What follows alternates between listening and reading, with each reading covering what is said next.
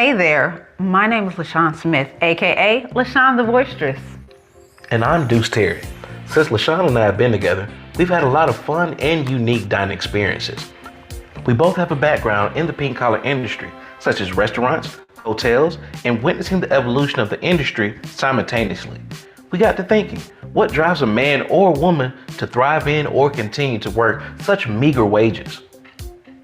While pondering this, we started searching in depth about the pink collar industry and found out the origins of the ways the laws were passed were pretty sinister and predatory and really only benefited the, at the time, white business owners or restaurant and hotel who once had free slave labor, now having to adjust to finding a way to generate the same profit, if not more, and still get away with dirt cheap or damn near free labor. The term pink collar industry is derived from the fact that these service industry jobs were dominated by women, and mostly black slave women. Allow us to introduce to you the first of a series of books called Tip the Damn Waitress. This book dives deep into the origins, history, and expound on many reasons why this industry still needs such heavy reform. Many people don't know that most waitresses really make around $2.13 an hour, and in most cases, give or take. They depend on your patronage as the customer and their servitude to make up for what the restaurant owners should really be paying. But they use laws and crafty legislation to get around this. And before you knew it, the below minimum wage compensation practice spread far and wide, allowing restaurant owners to capitalize on nearly free labor. It's almost like working every day is a gamble to whether they get paid or not. This far supersedes any customer service issues. Before you go on your next dining excursion, we implore you to read the first installment, Tip the Damn Waitress, to learn about the pink collar industry and why, hear me out, even if you get poor customer service, you may still want to consider tipping, and why this is an important principle, that this is just the tip of the iceberg of a century-old problem. We immediately followed that up with our second book, Black People Don't Tip. Yeah, it has a title that's meant to spark a little shock value, but this book explores the truths, misnomers, popular opinion, and unpopular opinions, and also psychology on why black people sometimes tend not to tip, don't like gratuity, and are often treated poorly in high-end restaurants or other pink collar based wage establishments.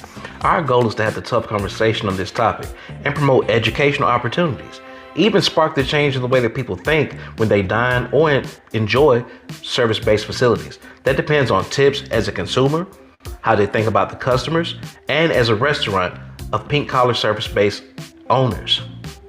We also invite you to continue the conversation with us on our podcast called The Tipping Point Podcast, where we conversate about the pink collar industry from restaurants all the way to the new age mobile delivery services, and let you sound off about your experiences, comments, and or questions. Both books can be purchased on Amazon.com or on our Etsy store right now. Simply search up the titles Tip the Damn Waitress and Black People Don't Tip, or follow the links provided in this video. Perhaps these books won't hesitate to blow your mind with what you didn't know about the pink collar industry. And also, if you want to link with us on social media for more content and information, just look us up, Deuce Latrice Media, on all platforms. Bye, take care. The Deuce Latrice team is now offering speaking engagements to help restaurant staff and teams improve service and educate diverse customers as process improvement, reset, and soft skills. Education is key. To book us to come and speak with your restaurant staff or management teams, email us at deucelatricemedia@gmail.com or text 706-438-2148.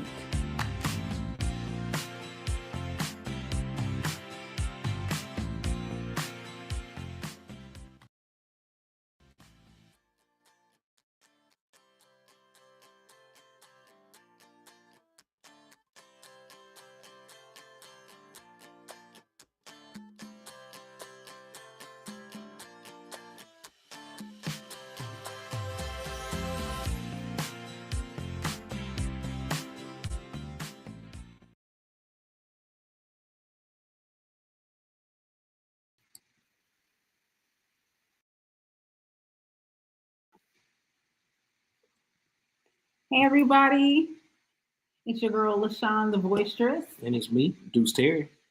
and we are here tonight, and we have a very special guest tonight. But of course, we want to just thank you first and foremost. Hey, William Brown, what's up, family What's in the going on, bro? building? Uh, we want to thank you guys for joining us. We are on 10 platforms tonight. We won't name them all, but we're definitely happy to be streaming and live and in full effect. Please let us know what city and state you are joining us from. And also what platform that you're checking in on. All right. So, like we were saying, we have a special guest tonight. If you are on a fitness journey, looking to transform your body, looking into getting into some New Year's resolutions, we have just the guest that you want to see. We're pretty excited. I have tons of questions. Hopefully, she does consider it as like a free consultation, but we do have your time for a whole hour. So, we're going to make and optimize the best of our time. So, just to do like a formal introduction, she is an executive virtual fitness trainer online and founder of Body by Naledi. She's also a former captain of the Chicago Lovables. Bull. Level Bulls. You got to say it like that. Yeah. All right, so play on words. AKA Love right? Bull. Cheerleader. She has a long tenure of cheerleading and dancing. Okay. So do we want to go ahead and get into it? I mean, and she has a body that won't quit. So, we got to say that. She's a fitness trainer and she has the abs to prove it. You know what I'm saying? Exactly. All right. Without further ado, we're going to bring Miss Naledi on with us. And we are so happy to have you tonight. Hey, how are you? How you doing? I'm good, thank you. How are you? Audio.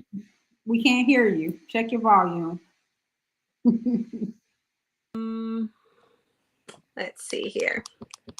How's that? Is that better? Shooting all night too. Still no volume just yet. We can see you. You look beautiful, but we can't hear you just yet. See if there's anything we can do on our end. Audio. Cranked up. Bear with us just a moment, people. You probably should have did a. Can you hear me now? Check. Nope, not yet. Let's see. Okay. I can hear you. You can hear me? You can I hear can us? hear you. Okay. On that little dial, where you see the microphone, hit the little arrow that's pointing up next to it and just make sure you have whatever mic that you're using selected. Are you on a laptop? No, I had to switch to. Or you using phone? My phone, yeah. Oh, okay. Let's see. I've never done it from the phone before. There should be an audio setting on there. Let's see. Because the signal, no, it's not. I don't have nothing. The signal is really good, so that shouldn't have anything to do with it. But we can try. Hold on. Let's see. Let's try something on our end really quick, just to be sure it's not something that we have hooked up. 1 second.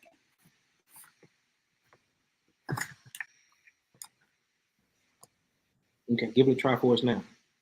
Okay, can you hear me? Yeah. All right, we're gonna do it without microphone. Yeah. We try to be fancy. Our bad. All right. No, it's okay. I don't know. My laptop is here. My phone is here, and I'm just like, I don't know what to do. You gotta be prepared. I don't know if he was a Girl Scout, but I was a Boy Scout, so I always be prepared. We had some issues before, and we have all this studio equipment. We're in our home studio here outside of Charlotte, and we just want to utilize the mic, so have the clarity. We got the fancy MacBook, and we're not Mac efficient. Yeah, we don't. Yeah. So we got all the things worked out. So again, if you want to go ahead and introduce yourself and give us a bio so that people know who you are and what you do, go ahead. You have the platform. The floor is yours. Thank you so much for inviting me, LaShawn. And I didn't catch your co-host name. Deuce Terry. Deuce Terry. You can Mr. Deuce or Mr. Terry. Mr. Deuce, Mr. Terry. Thank you so much for having me. Like I said, I don't know. I'm on my phone, so I'm not too sure what the depth is like as far as you guys see me, but it's okay. Okay, it's perfect. Thank you. Well, I am a former NBA cheerleader for the Chicago Bulls, and I always do this pom-pom move. Because you really does. No, I just the pom-pom. His pops. His bumps. Okay.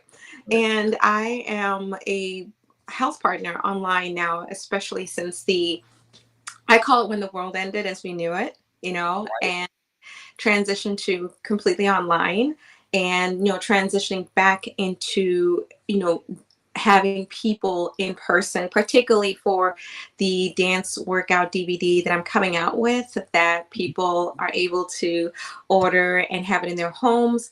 And I'll be having a weekly YouTube live dance workouts once a week for people to catch me live as well.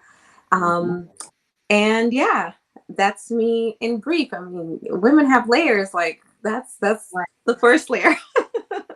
Well, I want to tell you, I have been following you, and we've been kind of back and forth a little bit throughout the years on LinkedIn. That was where I first met you.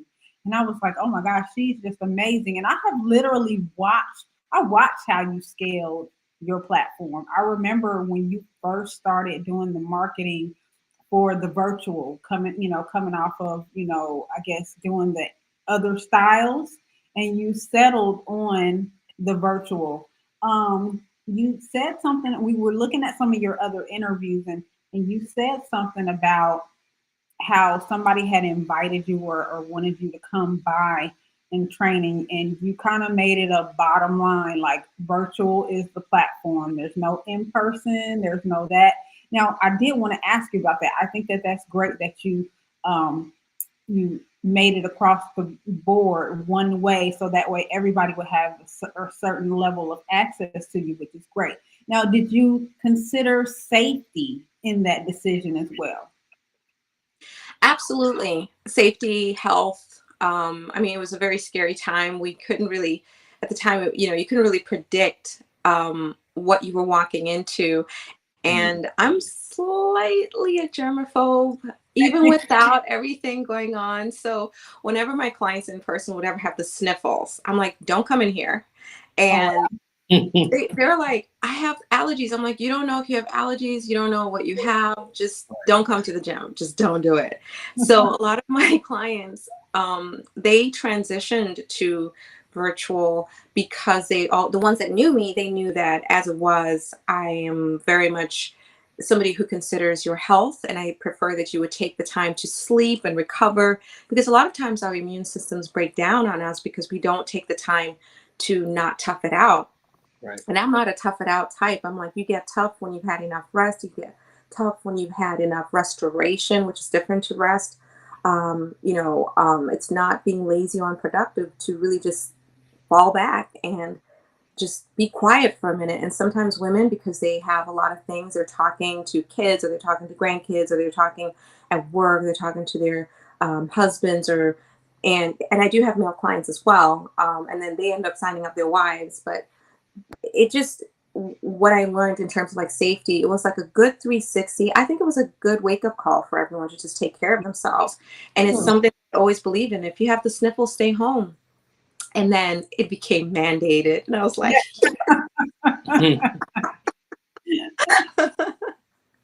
So can you give us like a brief background of cheerleading? Like, was it a thing that you did in high school, college? Like, how did you get to the point of 2001 and 2005, or particularly as Chicago Bulls? my story is very, very unusual.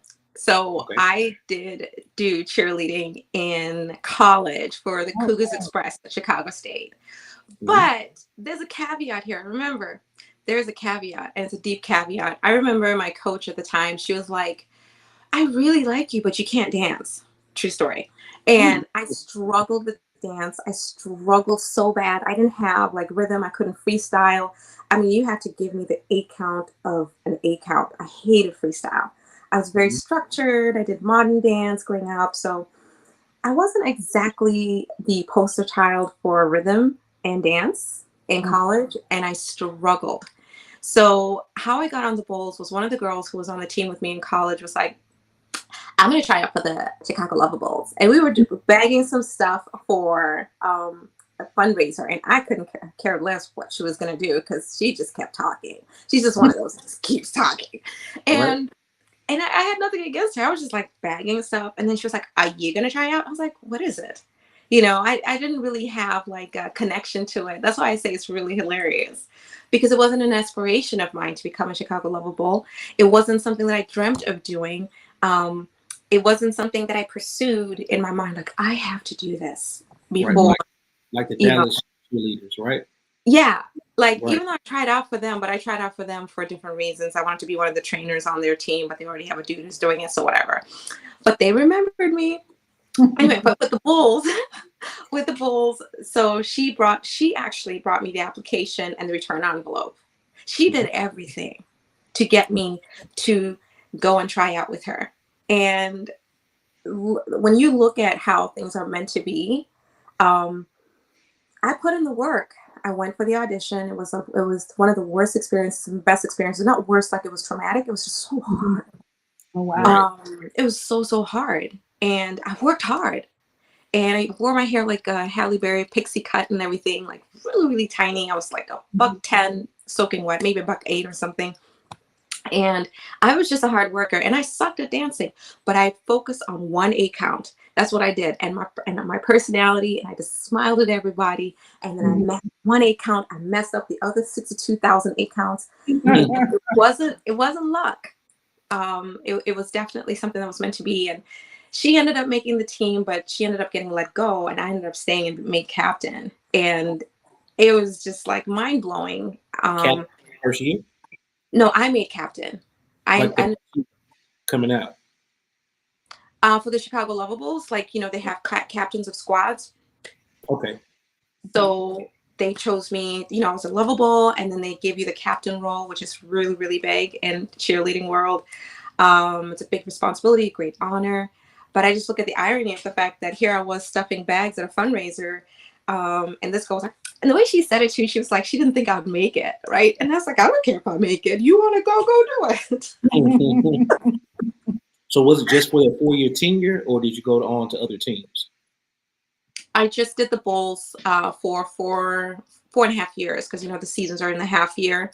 Right. And it was a fantastic, once in a lifetime experience. It was mind blowing, actually, because it taught me so much in terms of like being highly competitive with other A-type personalities that I didn't know I was an A-type until I met other A-type personalities. Mm-hmm. And when you have a room full of A-type personalities, you got to have some control, right? You got to make sure everybody. I heard you talk about it in another interview, but quick question, just to try to stay on topic, because I'm a sports fanatic. So I heard that your experience with Michael Jordan, it was, and during this tenure, was there anyone, other celebrities that maybe had you starstruck, or any other experiences meeting celebrities while cheerleading? That is a question a lot of people ask. You know, I'm going to answer about Michael Jordan, my experience with meeting him, and answer your question about meeting celebrities when we were Lovables. When I was coming up, it was super conservative. We signed contracts that we were not allowed to fraternize with the players. When we got onto the court, we came from one tunnel, they came from another, and we only met on the court. And it didn't really matter to me because, like I said, a lot of us were really worried about making our choreography anyway, and we didn't want to be that girl in the locker room who didn't hit her mark on the court. So we weren't checking the guys out and be like, oh my gosh, like here's the celebrities. Like, no, our celebrities was our coach and our director in the locker room. Don't mess up, because you got 9 other girls that are depending on you, and there are 30 girls who fought for your spot to be in this 10-girl spot. And so it's not what you think. It was actually so intensely professional and very guarded that we came in to do the performance. And, you know, yeah, it was a great honor. Yeah, we saw all these celebrities, but it was like the focus was, you're there to do a job, get it done.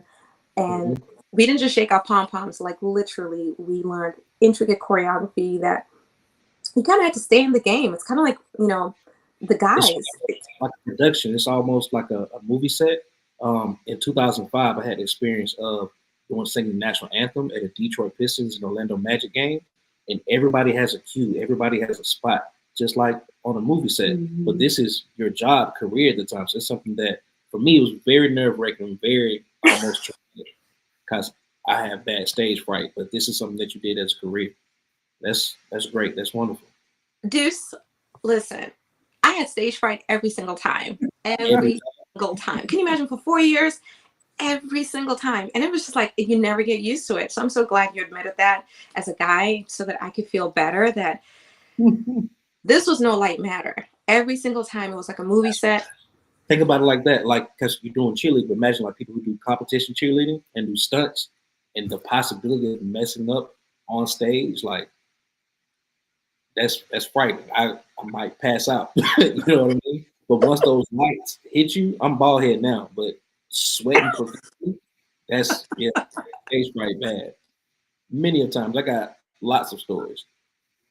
But I'm so glad you can relate, because I thought I was just overreacting. Nah, it's the thing. And so how did you grow into the fitness journey? And I do want to talk about the fitness journey for everyone, because for me, it's more of a mental thing. And I just want to hear from your aspect, but how did you start your fitness journey? So I didn't start out as a trainer. I transitioned into group training, and I worked at this all women's gym that was ran by these two really amazing Canadian girls, Carrie and Krista Nee, and it was Flirty Girl Fitness. And my story there is also really ironic.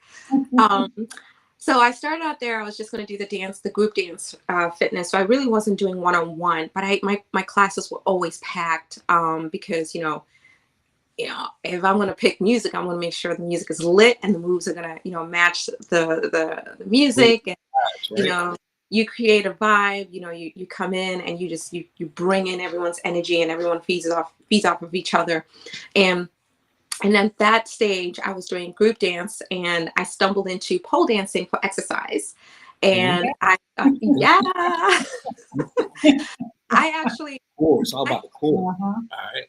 Can I say something about pole dancing? I actually hated it. When I saw the other girls were trying to do the pole dancing instruction when I was at Flirty Girl, I was like, I don't want to do that. And I remember Krista, she walked, I was about to leave, the gym, and she was like, I have a meeting to go to. So you're going to have to teach the pole dance class. And I had never done pole dance before. I was like one of the girls that said, I am not going to do it.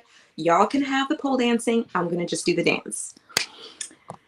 Long story short, I taught my first pole dance class, never having done the pole, and focus on choreography, taught myself how to do all the pole stuff. It's all core.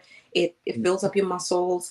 And it's a lot of concentration. It's a mental thing as well. Like, you cannot lose your focus or you bust your head. And I got featured in Ebony with Janet Jackson on the cover for pole dancing as an exercise. I just laughed at the irony. I didn't think I would do it. But when I transitioned, I love pole dancing now because I respect it as a alternative to weight training. If you don't want to do weight training and you want to focus on strength training and fun strength training, you can do pole dance. And then I transitioned in 2013 to personal training and combined it with my group training. And it taught me what you were talking about, Deuce and LaShawn. I think we connected on this as well. I think we were trying to connect on the health aspect. I started, 110 pounds, soaking wet, hadn't lifted anything. And then I went on this journey where I gained 50 pounds intentionally. And then I remember reading that on LinkedIn. I became so big. And, to me, it was huge because, going from 110 to 160. And it was very intentional. It was very mental. It was very negative. And I say negative because people think that negative is a bad thing. But if you look at a battery pack, it has negative and positive. You need negative and positive to get a charge. So it's a very negative and intense environment to gain that kind of weight and then turn it into something that is muscle and can perform. And there's something that transitions in your head as well with that. And then I took the weight off and I put it back on again, and I took it off again. And now I'm here at this equilibrium. And one of the things I've learned through weight gain and weight loss is the mental transformation, is that both ends are hard. You got to just choose which hard you want to be. Do you want to be a hard that is leaner? Do you want to be a hard that is larger? And the biggest thing for me is body composition, making sure that you have lean muscle mass, because sometimes women, not guys so much, women misunderstand that all weight loss is equal, and it isn't, because you can lose muscle and you can gain more fat. And that's bad for your bones. It's bad for your physiological development. It's bad for... Right. I was in the Army. I'm sorry. We ran a lot. So with the body changing, it's a thing. People hips break. I didn't know that could happen. Mm-hmm. Yeah.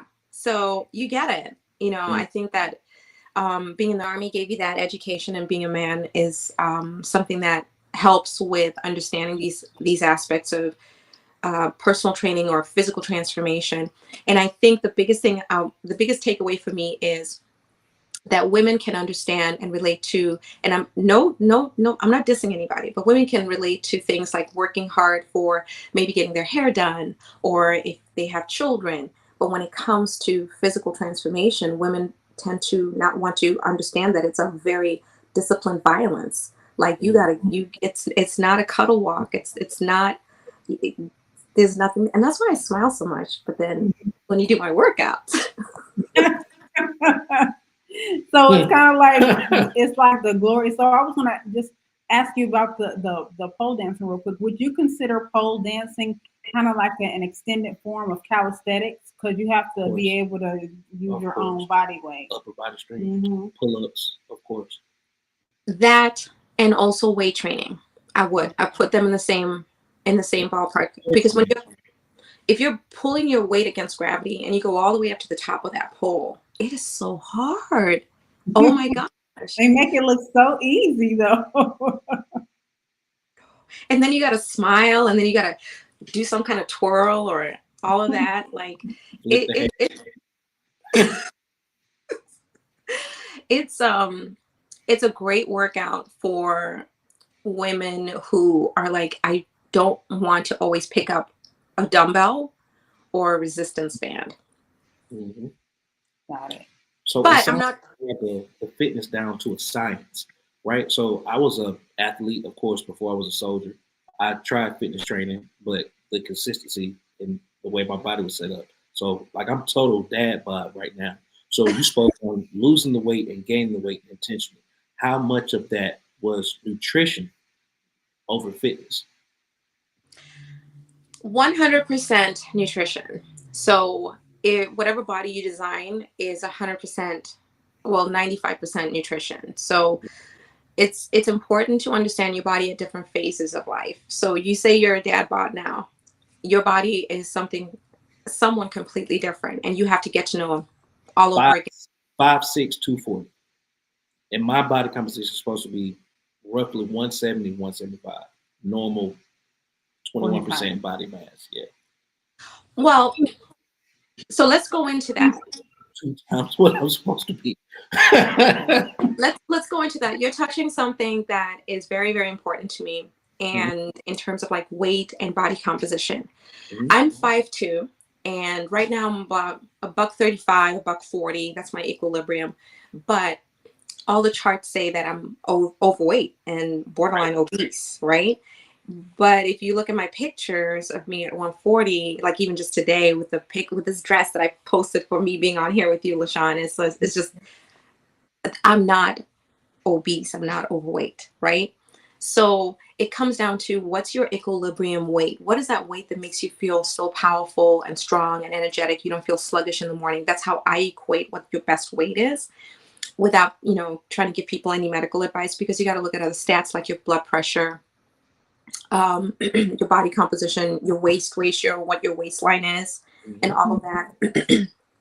But in terms of what you're talking about, Deuces, in terms of like the transformation and it being nutrition, it's a combination of understanding the stage of life you're at right now. How do you feel when you wake up in the morning? What kind of quality of sleep are you getting lately? Study yourself for 30 days. If you're waking up sluggish and tired, something's got to change in your nutrition, in the way that you measure your quality of sleep. And a lot of people don't have a good bedtime routine.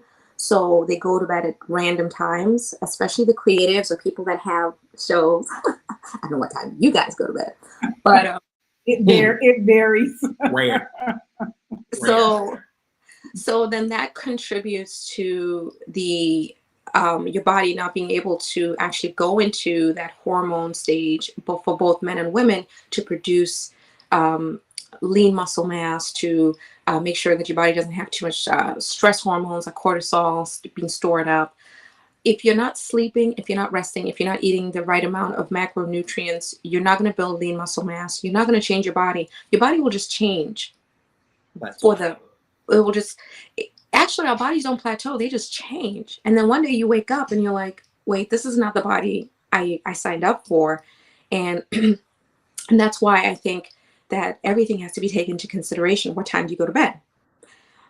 What time, and if you have different times of going to bed, then you're going to have to teach your body to go to sleep at different times, but it has to sleep a minimum of 7 to 8 hours in order for you to see any changes, whether you want to gain muscle, you want to lose fat, you want your workouts to work for you. Because if you work out and you don't sleep and you don't eat well, and even if you eat correctly, if you don't sleep, if you don't get rest, when your body does not shut down, it cannot reboot again. It's just like a cell phone.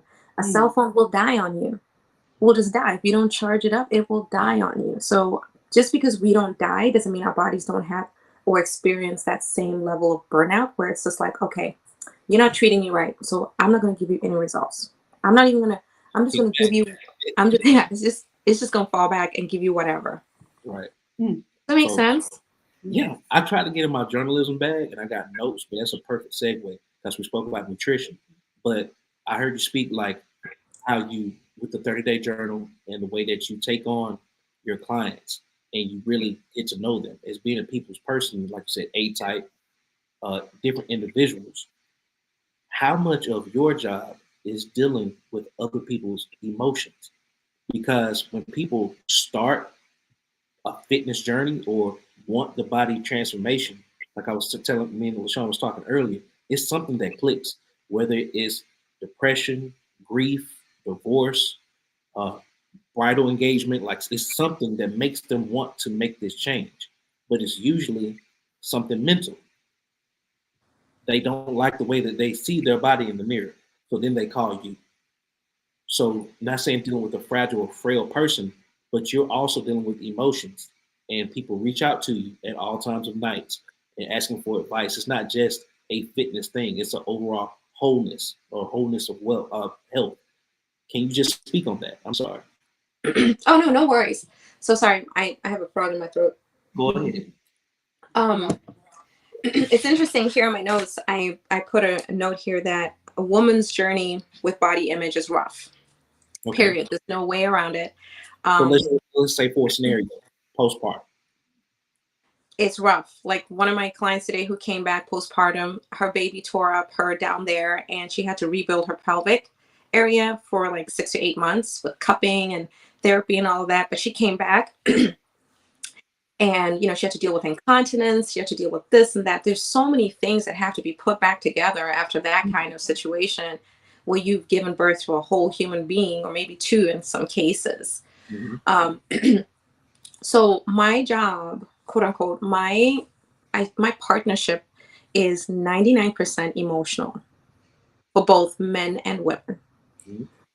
And one of the things I do within the scope of my capacity and practice, I focus on actions and awareness. So I focus on wins, challenges, and actions. That's how I break it down in terms of dealing with the emotional part. The emotions are acknowledged. They're never denied. They're noted at the bottom of my sheet. And I actually now type everything. So I send them everything. So they tell me today was challenging. You'll see on the notes at the bottom, she said it was challenging. But I don't say how I'm going to help you overcome whatever was challenging you. I don't try to comfort you because that doesn't help. The emotions are there. They're the seat of the person's expression. So I come in and I empathize, and I'm a very, very, very good listener, and I'm a very pointed note taker. I focus on 1 to 3 important things, and then the rest is just extra. I don't focus on extra. I focus on those 3 things, and then whatever ties into the health aspect is I ask a question. So what do you think about X, Y, and Z? Problem solving. Yeah. And right. You're the best person to understand what's best for you. It's like me, you coming to my restaurant and I tell you what to eat. There's no way. I think you should have the lobster tonight, LaShawn. Deuce, I think you should have the steak. Who does that? Like, here's the menu. What is your palate like today? And it's the same thing with fitness. Every single day, with everything that's going on in someone's life, they could be taking care of a sick parent who doesn't want to follow a regimen to keep themselves healthy. They could be postpartum and their baby broke their bodies. Right. They could be going through getting married, or they could be going through whatever body image reparation that they didn't address, or they could be going through an unrealistic approach to their fitness. I think the hardest part of emotions is the unrealistic approach to transformation. That is the hardest thing. If you don't understand that it is a disciplined violence, that's where the issue comes in. Because then it's like everyone wants the soft life. I'm like, where's the soft life with transformation? It doesn't exist. Right. You try to consider it, calling those three things like the roller coasters. So when people come to a hurdle in their fitness journey, can't you tell by now, like when someone's tapped out or want? Absolutely. Yeah. How do you deal with that? Mm-hmm. I mean, you just take it on as losing mind, or you still try to push and motivate? You can't push and motivate because I don't believe in that. Right. When Okay. someone's tapped out, when the life just happens, you just fall back. You fall back. You let people come back together. And when people come back together, they choose you and you choose them back. If that makes sense. Because Absolutely. people are naturally self-led. I'm a partner. I'm not an enforcer. I'm not draconian. Drill sergeant. No, I'm a very smart drill sergeant though. I'll just like I'll try to figure out your personality type and then I'll just like sneak it in your program. And get your results. I'm about getting results, but results don't always have to come. You can be subtle and still be disciplined. How do you also deal with people that come to you for maybe 6 weeks and they don't get the results? Because the way social media is, the way that life is set up these days, Glorified, people want quick result, instant gratification. Mm-hmm. So what do you tell people like, oh, I don't have abs yet? Like, I don't know, like the expectations, but how do you respond? That's a big deal. I was speaking to this one guy, he's a male trainer, and dealing with retail clients and dealing with professional athletes is two totally different avenues, right? Retail clients are more susceptible to what you're talking about. They scroll through social media, they look at their friends, or they look at someone else, they compare themselves, and comparison is the thief of your joy. It's almost like I wish I could come into people's phones and uninstall all of their social media on their cell phones and keep it only on maybe an iPad that they use for work, if that makes sense. Mm-hmm. Overcoming that level of comparison and disappointment to fitness results comes back to the unrealistic marriage between disciplined violence and the reality of where you are right now. So when people's reality does not meet their work ethic, there's going to be a clash. And honestly, there's nothing you can do about that other than just let them fall. It's kind of like watching a 2-year-old run, fall on their knees. They're eventually going to pick themselves up and get walking, and then they'll get to 4 years old and people just mature. I think that fitness is more of a maturity. And I guide people into maturing into the fitness results that are good for them at the stage of life they're at. They may not appreciate that approach, but it works. Because you know what? When you grow up and you understand the process better, when you start to respect the process better, you get better results. Versus me trying to lie to you and be like, in 6 weeks, you're going to have a six-pack like me. I can get a six-pack in 6 weeks, okay? Don't compare your heart to my heart, because my heart came with 10 years of mastery. It was very difficult to get the kind of body I can change in 3 to 6 weeks as a girl. Okay. Mm-hmm. There's no comparison there. It's like comparing yourself to a Formula One race driver and you just have a Tesla. Right. So, my bad. Your turn. I was going to say, I read this book. Well, I listened to an audio version of this book a long time ago called Atomic Habits. And what this book teaches, like you were talking about goals are good, but I think when like you said, when people don't really understand, sometimes goals are a setup for disappointment because they don't have the discipline that's in place, and they probably aren't going to reach their goals. However, this book tries to gear people into not necessarily fall in love with the goals. That has its place. But what it does is it wants you to fall in love with the system. Yes. Because once you fall in love with the system and the habits that you start replacing the bad ones with the good ones, then it doesn't matter, because over time, even if these are micro habits, over time they become the big habits, and then eventually you'll reach the goal. But sometimes people get so centered on the goal, and when they don't get it right then and right exactly when they think that they should, then they quit or they relapse, or they fall back. So I mean, it's definitely exercise definitely should be goal oriented. But if people don't fall in love, like what you said, with the violent nature of it, and like how the jocks, when they just start praising the obsession or like feel the pain, they start like loving that part of it, because it becomes like, but I think like that's kind of like a rebirth that you really have to go through to get baptized over into the other side of loving the pain that comes with working out. And I have not made. I personally know like some competitive bodybuilders. Mm-hmm. It gets weird in the gym. It gets so weird. I'm sure. It's like that's extreme. They get progressive is crazy. I'm sorry.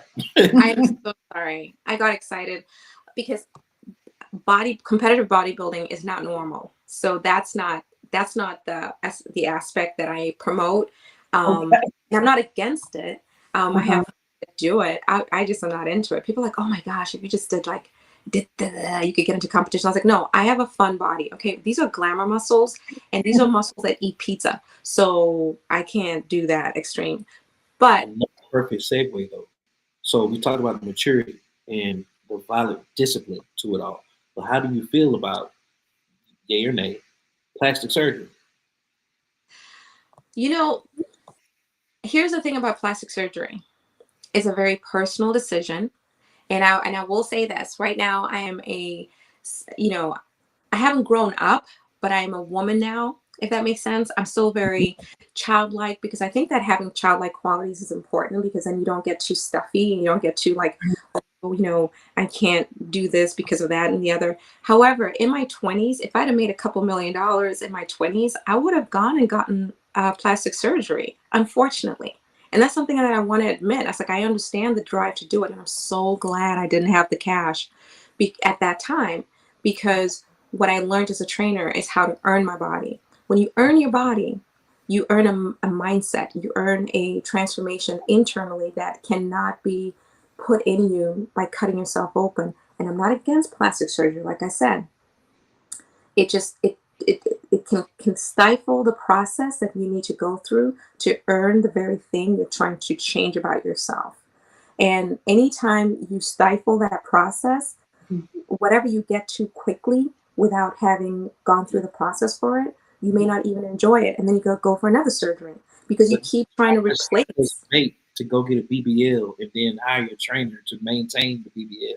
You could have just worked out. And yeah, because that's a lot of people do that. They say like, there's people now that are getting the abs and they are getting the BBLs, and then they go online and the calves. And then they go online and become trainers, as if they, I think that's kind of fraudulent. Like I would say. Here's my thing about that. I think that it's a very personal decision to go into surgery, and I'm just going to be very honest. I am not into it anymore. I have gotten over my 20-year-old self. I am not going to cut myself open. To get a cosmetic result. I will do what's necessary or what's required. But the people that do that and they do get clients, it's like, there's a lane for everybody. It's just not my lane, if that makes sense. It does. Absolutely. And fitness is the future. So you have dance workouts on YouTube and IG. You have the DVD coming out. You have the website. But as well, what type of services do you offer on the website that you don't, the free game that you give out? What other services do you offer? Because I know you have some high-end clientele. Like you can't do it for free, right? So currently my two main offers are, three actually. but the two go together. I offer virtual training where I train people via Zoom, and I watch you do the workout, I demonstrate. And then I also do your homework exercises that you do when we're not in a session on Zoom together. So basically, it's like a virtual gym. And then some people are like, Naledi, you're too intense. I'd rather just do my own workouts, just design a customized program for me. And I do that as well. So I don't meet with you for a video workout. I meet with you at least once to do a physical assessment to see kind of like how your body moves.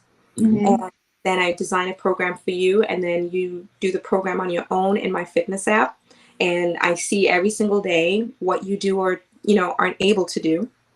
And I, watch your nutrition as well. I use the free app, MyFitnessPal, which I like because even if you stop being a client, you come back being a client. If we're friends on MyFitnessPal, I can always jump on there and see how you're eating and what your nutrition looks like. I also have a service where I can design your meals, and you can cook your own meals conducive to your calories, your macronutrient needs, and your goals. So that's the training side on the virtual and online training, where I can either meet with you or I can design a program for you, but I check in on with you every week or daily, depending on the program that you sign up for. And of course, the main product that I want people to really sign up for, and it's not to say training isn't it, but I'm saying in terms of like just getting people out of a sedentary lifestyle and moving, is the dance workout DVD. Are you guys still there? Hello?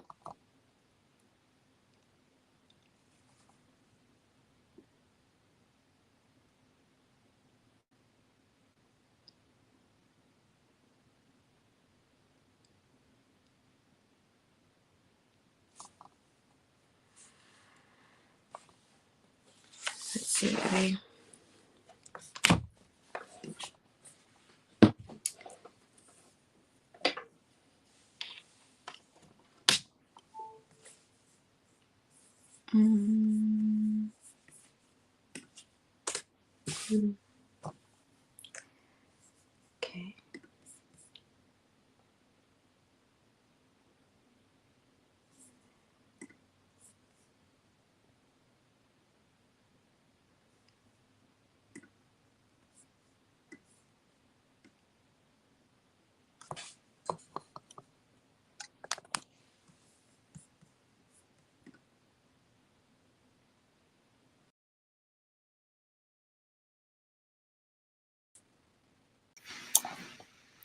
So sorry. There we go. Okay. So sorry.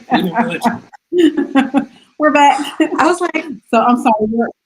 You were talking about your offerings in the app. yes. So our question was, as far as technology, like you're integrating it into your service, like it's part of life now, and particularly, unfortunately, AI is too.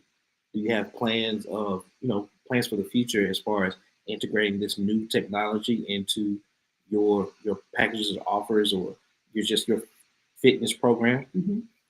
Well, AI is kind of, it can't apply with a dance workout DVD. I wish it would. Man, it would cut my rehearsal times in half. But what I do, everything I do is pretty much customized when it comes to the virtual or the online training. I get to know the person, and I literally do watch you all week, not in an invasive way, but in a, very aware, like more of an awareness of what you're doing for your workouts, what you're doing for your nutrition, and that you can't really transfer that to AI because there's no way that you can really relate to a person and be like, hey, I saw you did your workout yesterday. And you rated it such and such, and all that feedback. So when it comes to the online training and the virtual training component, definitely is more hands-on. And you want people to get a feel of a connection with another human being, and that's priceless. That can't go away. And then in terms of like my dance workout DVD that's coming out, I own the entire soundtrack, which was very difficult. I'm not singing, but I'm just saying, you guys are in the music industry. You're in the industry. Sync licensing and all that stuff. All of that. Whew, it was tough. And then look, a whole dance workout DVD. And back in the day, they say you couldn't dance. Come on. I'm just saying, I had to work harder than everyone else to get to this dance level. You know, I know this. You guys are on this podcast. I may not always repeat the story, and when people see me danced out, they're like, they can't put the two stories together. That this girl couldn't dance, and now she's over here, you know, with a dance workout DVD. And it's So all freestyle, like every week you do, or is it like every day? So the dance workout DVD is one, and it's going to be a 50-minute workout of just dance, pure dance for all levels, all fitness levels.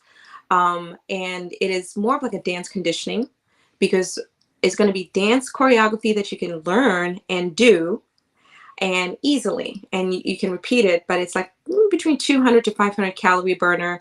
And then in the middle of that, I have you do like 100 jumping jacks. In the middle of that, I have you do like 100 squats. So it's dance conditioning. It's going to be dancing, but then I also interject a little bit of conditioning in that. And that's one DVD.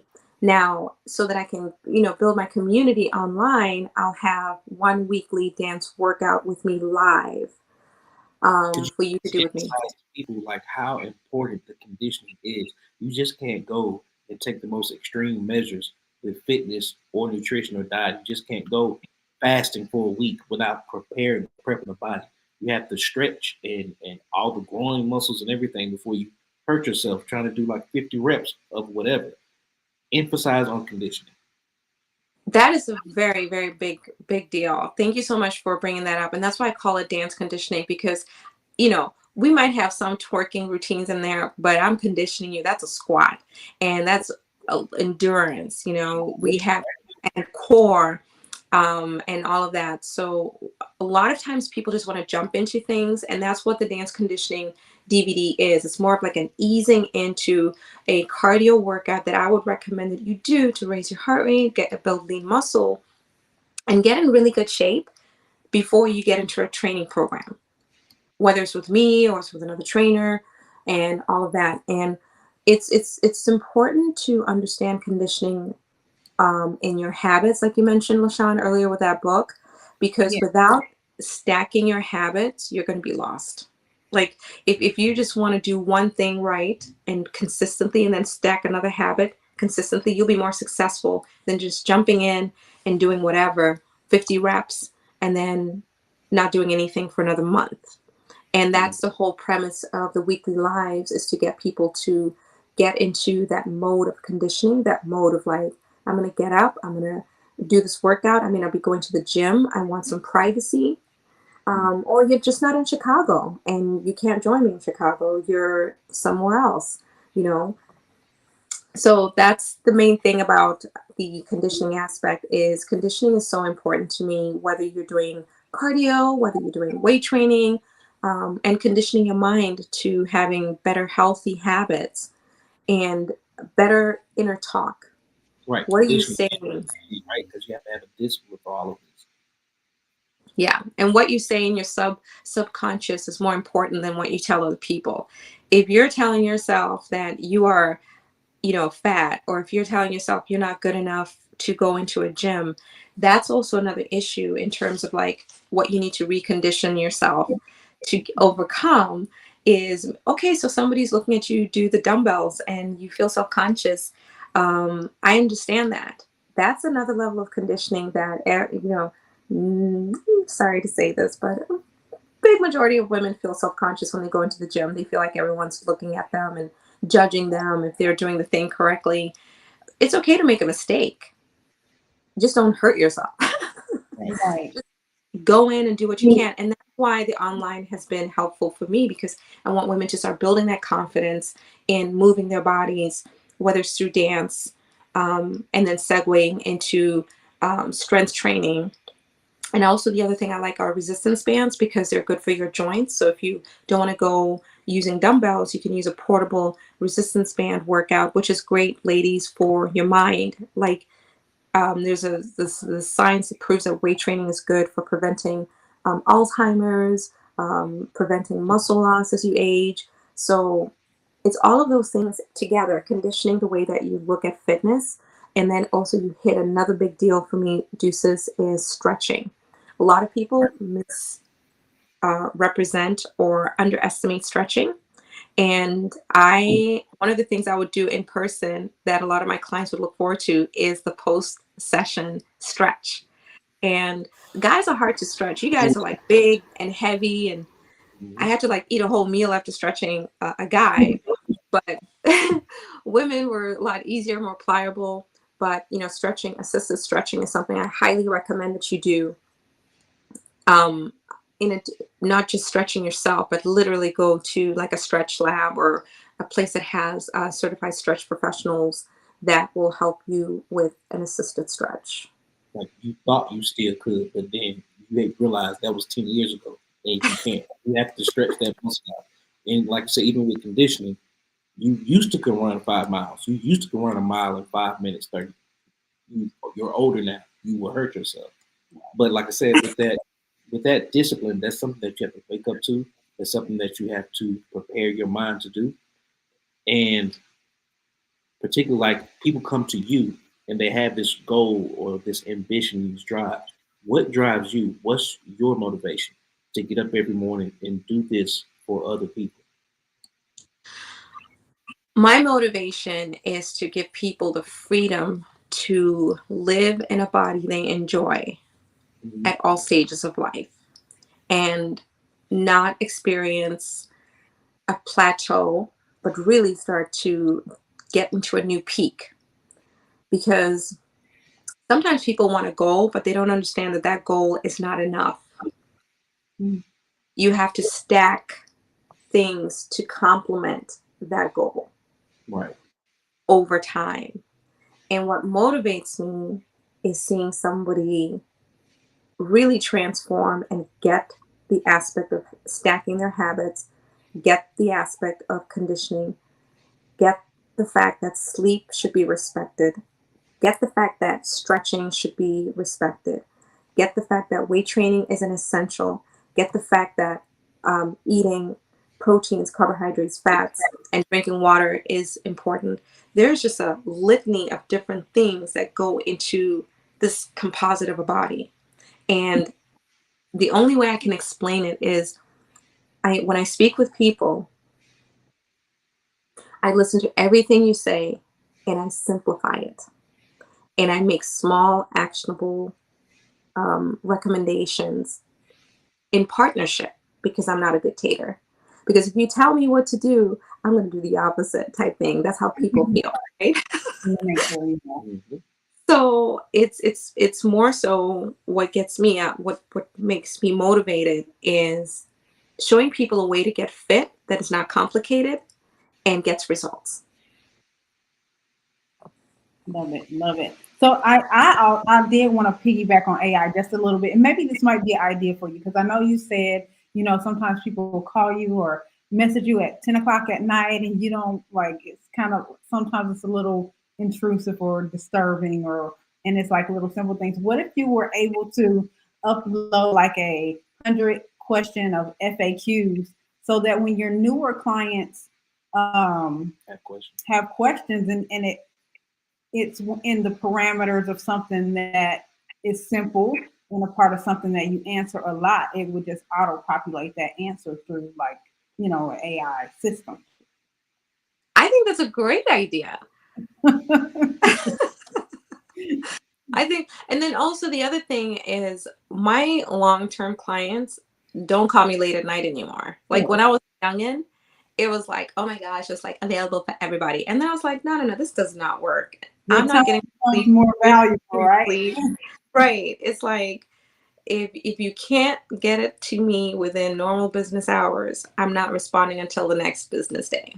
Because if you don't set that boundary for yourself and your family, I don't like to intrude in people's family time because I think after 6 p.m. or 7 p.m., it's intruding people's family time unless they initiate it. And I just happen to be working until 9 o'clock doing, promotions and stuff like that.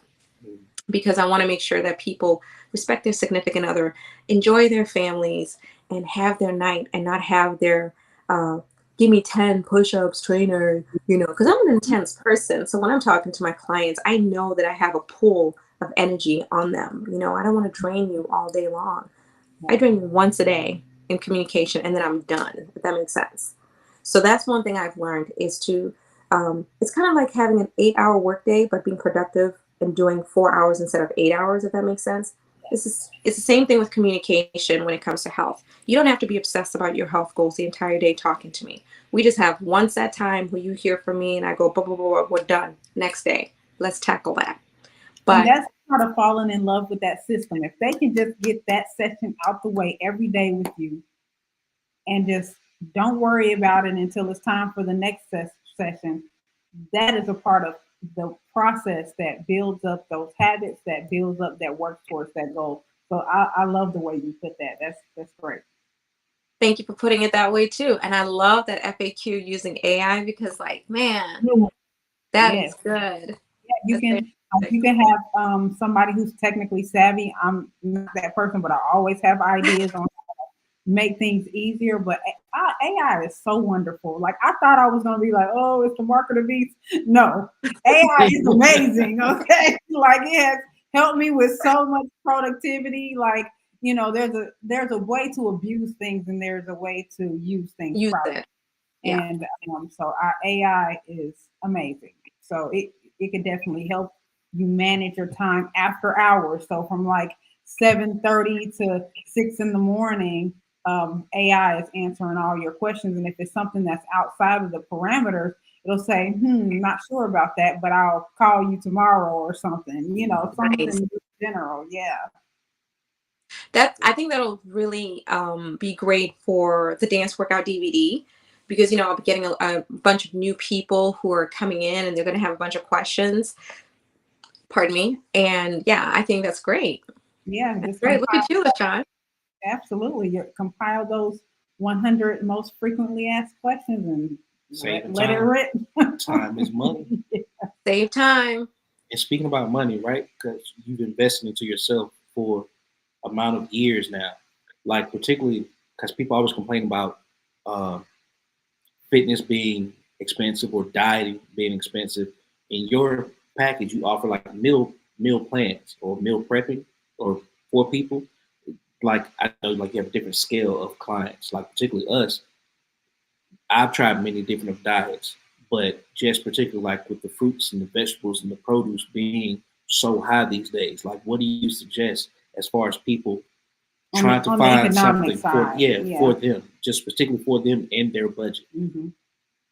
What is your question? A price of my packages or a recommendation? Yes, as far as like people who make those type of complaints, particularly with dieting, because they use that as an excuse, right? Mm-hmm. That it's too expensive. But people make like you said, in your package you offer a meal plan that's consistent to their body type, but maybe not their pockets. So to contest to that, what do you say? That's a very so what that boils back down to is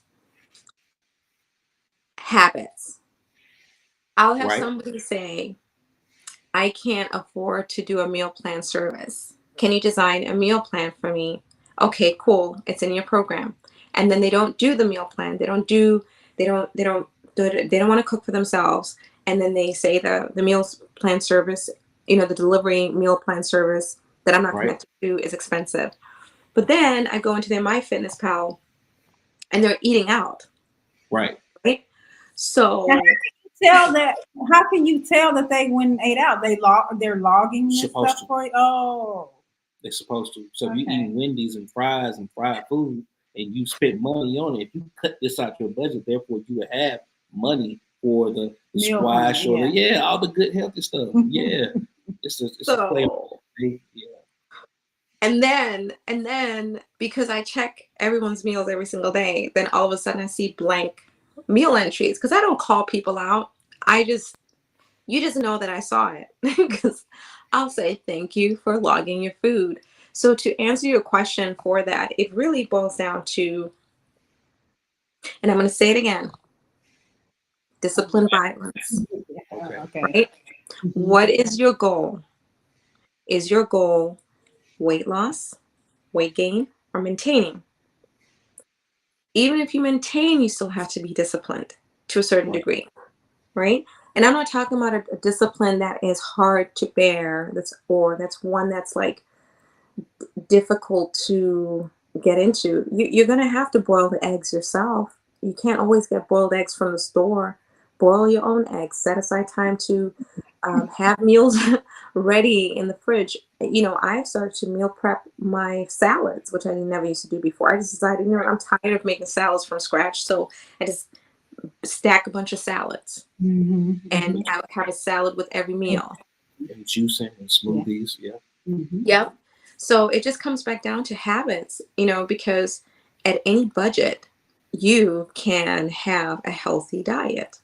You just got to plan to set aside time to prep your salads, prep your juices, prep your proteins that you've decided to have a menu, keep it consistent. It might be boring, but if you want to be healthy, boring produces results, right?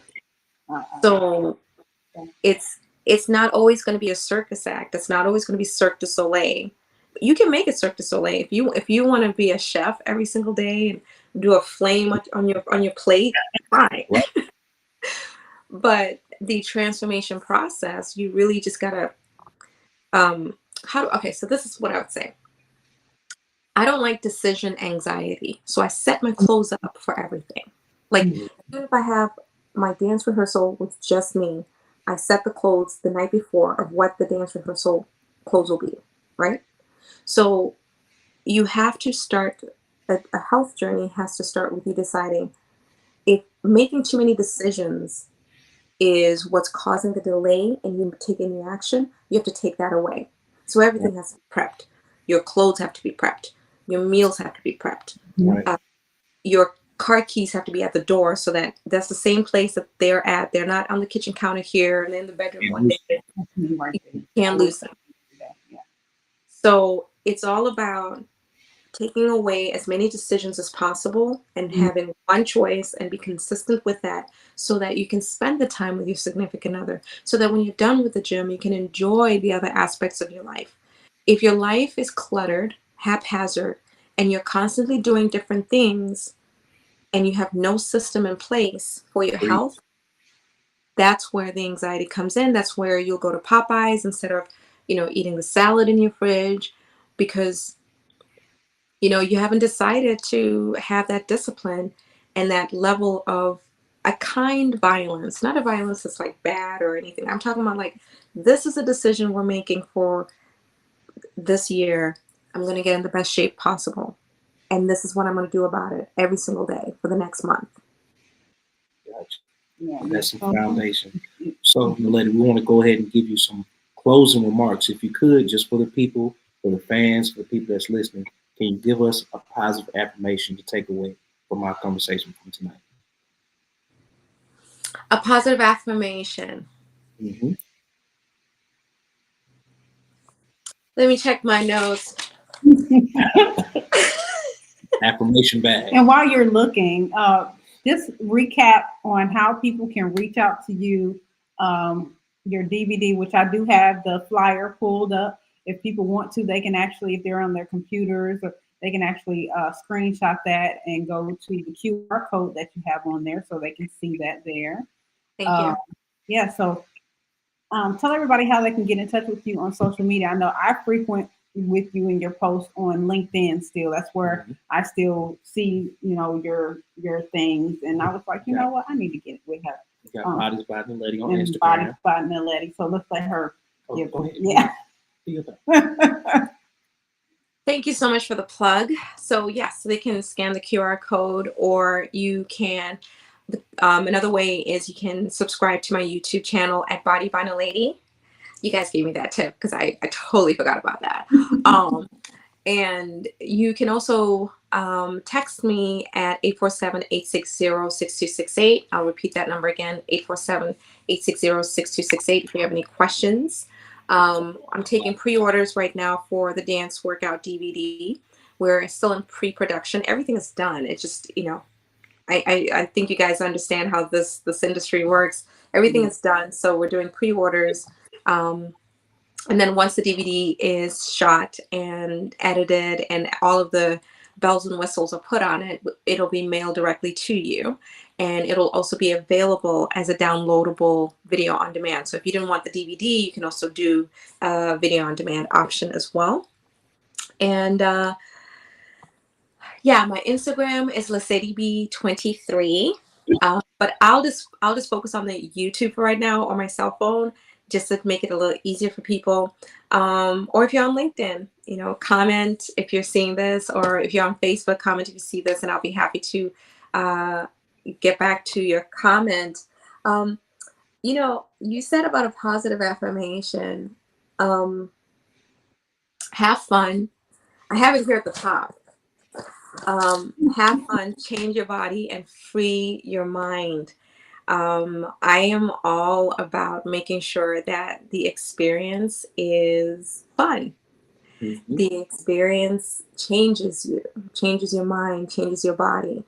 Change is a very unavoidable thing, right? You got to choose your change. So by having the dance workout component, I'm trying to introduce the fun side of me, because I'm actually more fun.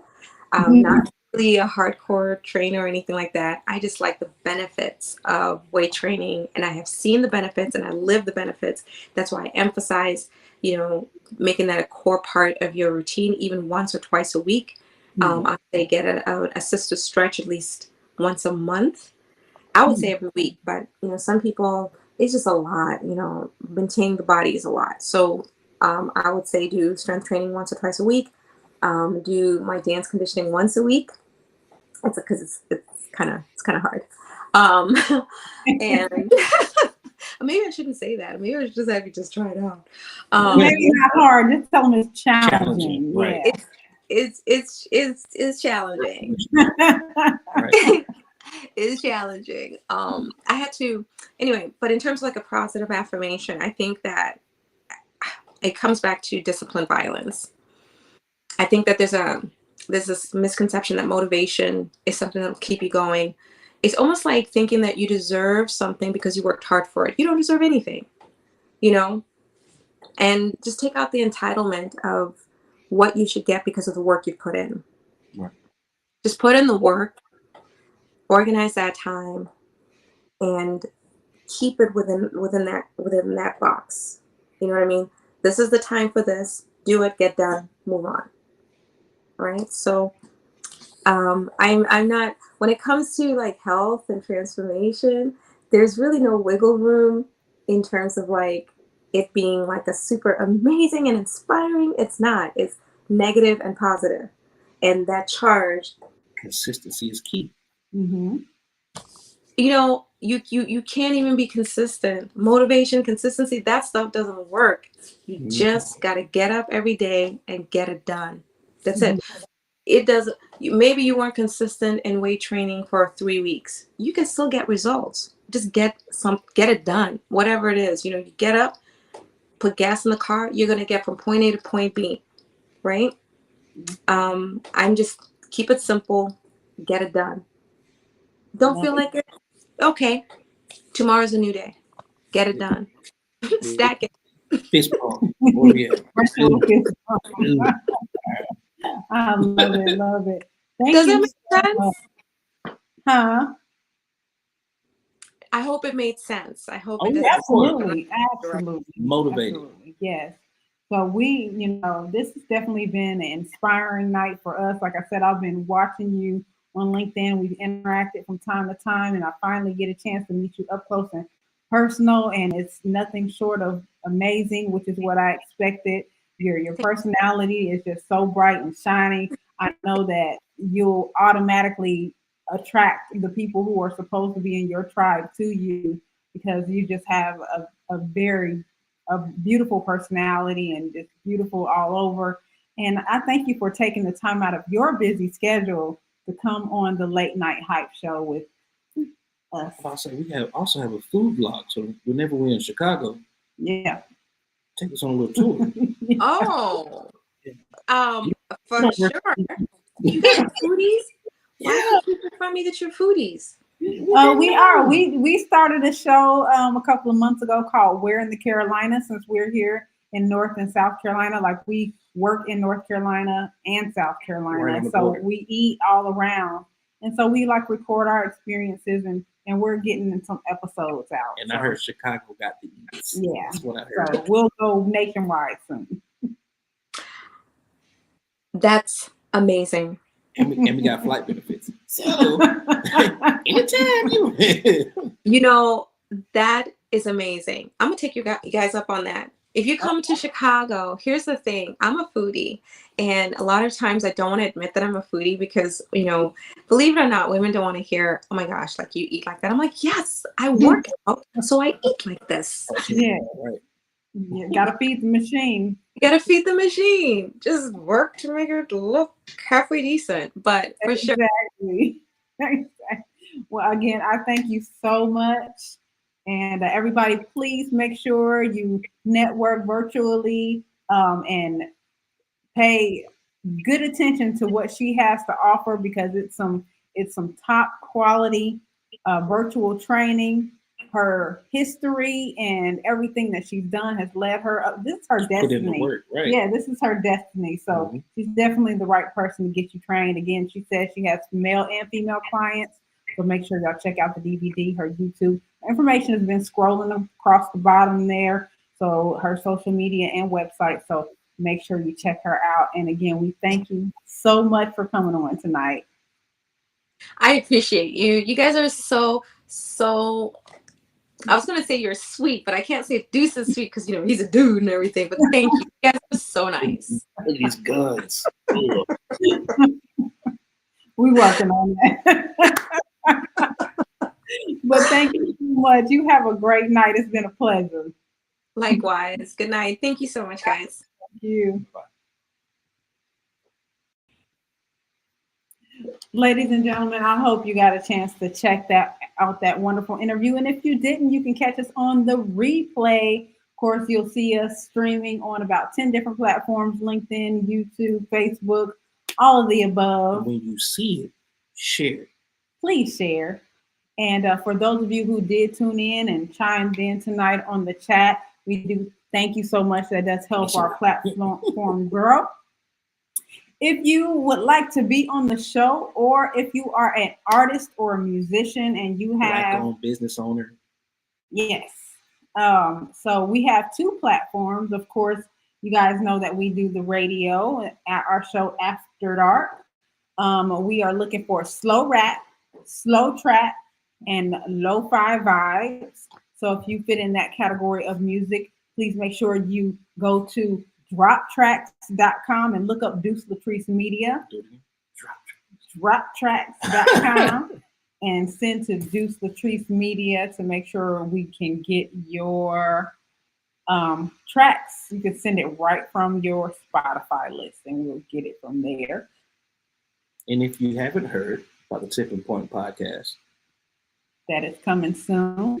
And it is a segue for our books that we have. You've seen that on the intro where we talked about Tip the Damn Waitress and Black People Don't Tip. It's not what you think. It's definitely not getting on our people about not tipping. It's going in the psychology of perhaps why we don't tip or we tip less, and or why they tip in the first place. Or why, yeah, and that book talks about why there's tips in the first place. So we got the history and the foundation and how habits have formed over the years with the social, economic, and social psychology of how that all works. If you work in that realm or industry, so to speak, no one's never questioned the fact of the cooks get paid minimum wage, but you get paid $2 an hour. Yeah. Never wondered. Yeah. If you ever never wondered why that is, read the book and find out.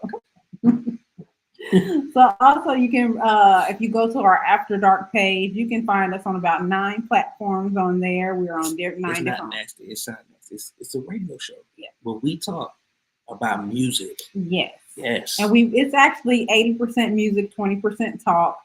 And if you are looking to get your advertisements out in front of millions of people on that platform, definitely send us your advertisement. We do have sponsor packages where you can set up, monthly packages and consistently get your ads out with us. And particularly if you have an online business, yes, by the end of the year, we guarantee that we're going to be on at least a dozen stations across the world. So if you want to get your black-owned business, your online business promoted, contact us and we can get it on for you. Yep, we definitely have packages for you, and we can work with any budget. And like we were telling Naledi, go check out our food vlog and travel vlog, Where in the Carolinas. You can see our first episode on there. Second episode is coming. We're going to do a small recap of resident culture, but we're going to revisit that later in the episode. So we're going to give you what we got for right now, and then we'll give you some more good stuff as we go. So we do have about three episodes loaded. Speaking about all this motion and all this black-owned business, we also have the B.O.B. Bob podcast. Bob Rewards has entitled us to be the podcast host of their upcoming podcast. We had a show the other night, first episode. Tuesday. From now and here on out. 11 a.m. Eastern time. So on that particular show, we're talking about different black-owned businesses that they have on Bob Rewards that are members that you can hear about and get discounts and rewards and redeem points and other ways where you can save money and support black-owned businesses. Yes. So with that being said, you tired? Yeah, no, I'm not tired, but I don't know. It's late. It's late. Go do late night hype. It's late night hype. So we're going after dark. No. Not, I mean, yeah, we're gonna go listen to After Dark in the bed. On what? It's so many different platforms. Yeah, well, the one at midnight because we'll be jumping off here in a few minutes. Yeah, so we got motion out. We booked. Yeah, how about that? Booked and busy. So thank y'all so much for your support. We really do appreciate it. And thank you for everybody who checked in tonight. Yes. We really appreciate it. Absolutely. We try to do the promotion. We try to send out everybody, all the families and cousins and friends and classmates and co-workers. Thank you. We thank you. Very grateful and gracious that you took time out to come listen to us and Naledi. Great host. We're great hosts. Great guests. I'm sorry. Absolutely. Thank y'all so much. It's been a fun night. Until next time, next Thursday, late night hype. Those times are subject to change. Happy Thanksgiving. Happy Thanksgiving. Oh, our next guest is going to be Pastor Reverend Dr. Varian Devon Harris of Griffin, Georgia, my brethren. Yes, and he's an author. He has a book, so he's going to be talking about that and overall entrepreneur. Yeah, and he's going to be talking about all his other adventures. So, again, if you're interested in being on the show and you want to showcase what you have going on, make sure you contact us. Contact information is at the bottom. Bye. Good night. Good night.